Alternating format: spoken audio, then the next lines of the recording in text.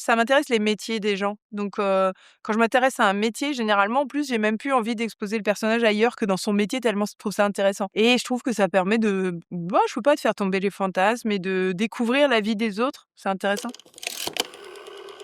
J'avais envie tout à fait de raconter une femme et d'en faire un portrait vraiment très large, très ample, un portrait aussi un peu, impressionniste. C'est-à-dire que c'est quelqu'un qu'on découvre par touche, plein de touches. On la voit, partout, dans son travail, on la voit en famille, on la voit en amour, on la voit, la nuit, le jour, dans plein d'appartements différents, dans plein de décors différents, dans plein d'ambiances différentes. C'était, l'envie de raconter quelqu'un, vraiment une singularité plutôt que dans mes 2 films précédents, m'intéresser sur un large échiquier de personnages, j'avais envie de raconter une femme et de faire, un film personnage, vraiment. C'est quelqu'un, qui est particulier, Garance, c'est qu'elle fonctionne quand même. C'est-à-dire que même si elle boit beaucoup, c'est vraiment une béquille qu'elle prend toute la journée, qui l'accompagne.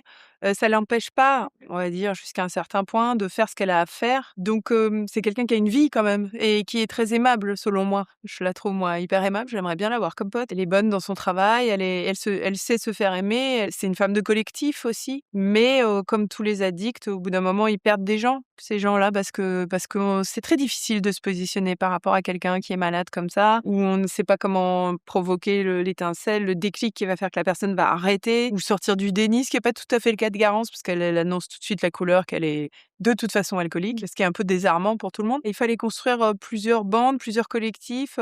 C'est vrai qu'il y a son endroit de famille, le gynécée familial, il y a le théâtre, comme elle fait partie d'une troupe de théâtre, et évidemment, il y a sa bande, de copains et puis il y a l'amour avec, Pauline.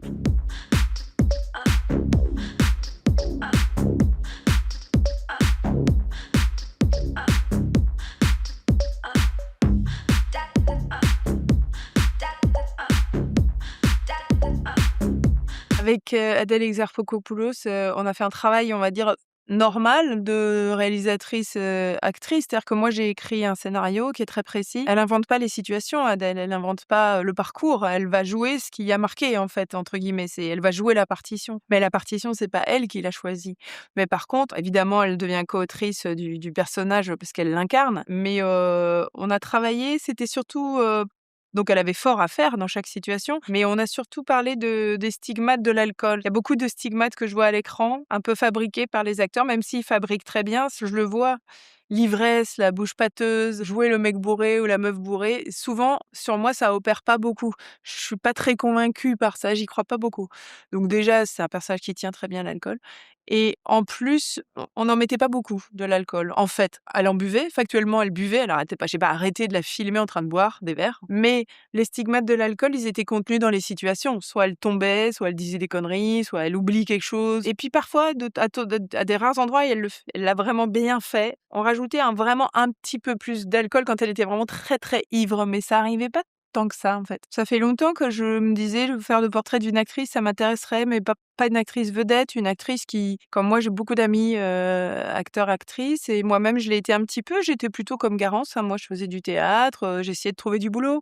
Même ceux qui travaillent beaucoup, ils sont tout le temps en train de lutter pour trouver du travail. C'est un métier qui est instable dans son mode de vie. Il faut toujours se bagarrer pour trouver du boulot, sans que ça soit ni une mauvaise actrice, ni rien. C'est une bonne actrice et qui travaille beaucoup en plus. Après, l'alcool va venir un peu lui faire perdre des choses aussi. Il y a des branches qui cassent petit à petit. Mais j'aime ce métier, je le trouve passionnant, mystérieux. Je trouve qu'on le connaît pas très bien, on comprend pas très bien de l'extérieur. Ça m'intéressait de montrer les coulisses. Pour résumer, jouer c'est génial, mais être actrice, c'est dur.